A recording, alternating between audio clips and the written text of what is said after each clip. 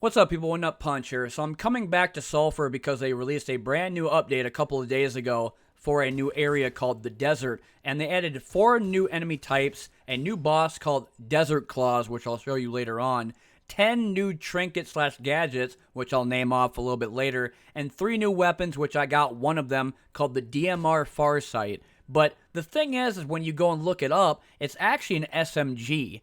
And the way that it works is that it's a long rifle, and every time you fire it, the barrel gets shorter, or at the end when no bullets remain, it basically isn't there, and it's like a compact kind of SMG. Once it reloads, you're actually able to go back into a rifle mode and then start shooting again. But talking a little bit more about the map is that they have these enemies called HellShrews, and there are different ones. You have ones that have guns that when they fire, they get knocked down and confused for a couple seconds. You have other ones that drill into the ground, and if you get close enough, they'll pop up and do like a shock wave, or like some of them do ground smashing. You have bigger ones that also come after you that have effects like elemental damage from frost, corrosive, fire, or even ones that teleport, which might be the most annoying one of them all because every time you hit him, he teleports into a different location, or completely random one comes back and tries to attack you. When it comes down to the ones that actually have the melee weapons, what they will do is spin, and they become invulnerable to damage, similar to what the Sentinels were in the forest,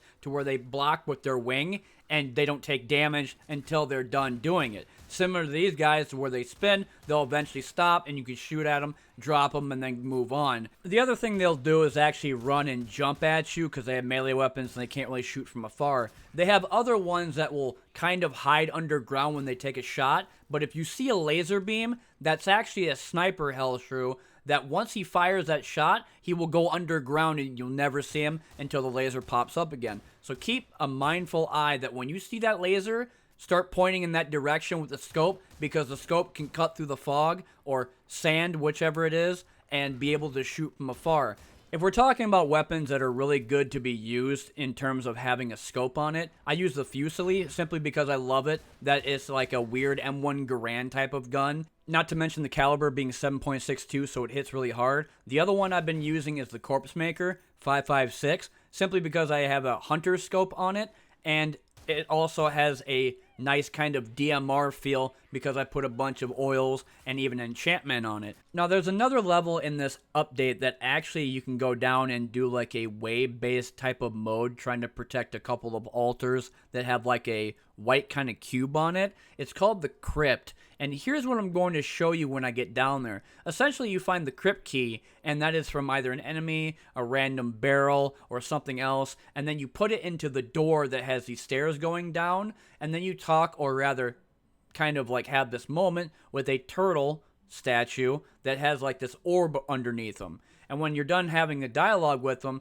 you basically drop down into the circle or hole in the ground, and that's when you start to fight enemies that are coming after you and destroying the objective. The thing is that they need to fix this, because when I started getting enemies spawning into the level, this is when everything started going wrong. Once I shot this thing and killed it, all my frames went down to almost nothing, and there's nothing I can do about it because I'm playing on high performance anyway. So even if I tried to lower the settings, which I can't really do anything else after that. So I had to leave, otherwise I would die because of low FPS. As I stated before, this is the Farsight, and this is classified as an SMG, but when you're shooting it all the way and there's no bullets remaining, the barrel will retract back into the gun until you fully reload it, and then it'll extend back out again. The iron sights are pretty good, which I didn't really put a hunter scope or a sniper scope on it yet. I might do that because, once again, it pierces through fog or mist or any type of the sandstorms going on here in the desert,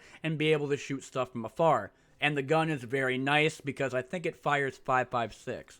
Now for the main event, let's go ahead and talk about this boss right here called Desert Claws. And this guy might be one of my most favorite boss fights in Sulfur. Yeah, Shabwa had the Emperor, and he had the 2 phases from the caterpillar jumping up in the air and then becoming like a robot, but this has some bopping music. And Desert Claws has a bunch of different phases, from being able to jump around with his creature that he's currently on, going through a tunnel and then coming back up like in an arch. He'll shoot you with different guns as well, and the different phases, first he'll do the jumping thing with his creature, The second phase will be him calling for headquarters to drop rockets or bombs on top of you. And that can be anything from a couple of missiles that are random to an entire wide area. The other thing is that if you go outside the bubble that you're currently in, you'll take periodic damage as long as you're out there. But if you stay in here, you won't take any damage at all. The other thing is that he becomes a sniper and shoots from afar, and the only thing you can see is a laser. Then after that, he goes back on his creature and jumps around, with the final phase of him using a Gatling gun, spraying you down until either you are gone or he is gone, which, spoiler alert, I do beat him. But let's go ahead and talk about a couple of things while this plays out. First of all, the trinkets list, I didn't get any trinkets at all. But they do have it in the patch notes to where it says 10 plus new trinkets and gadgets.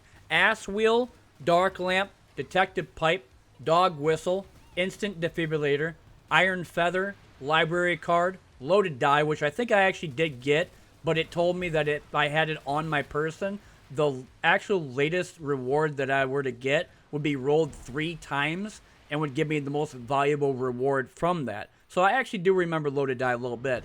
Lock of the Magus, and one I can barely even pronounce called a Metabulator Pump, Rangefinder, and Yakety Sax. Yakety Sax is actually another one I did get. I'm kind of remembering a little bit more what they were. I didn't actually think that they were brand new at the time. Yakety Sax actually says that it makes time move faster, which makes you go faster. Reloading is faster, shooting is faster, running is faster. You're doing a lot of things fast on top of whatever you have on your person, from the shoes or even using the sword, which even makes you even quicker than just the normal running speed. So I did get a couple of trinkets. I just completely forgot about it and didn't really think about it at the time because I thought they were old.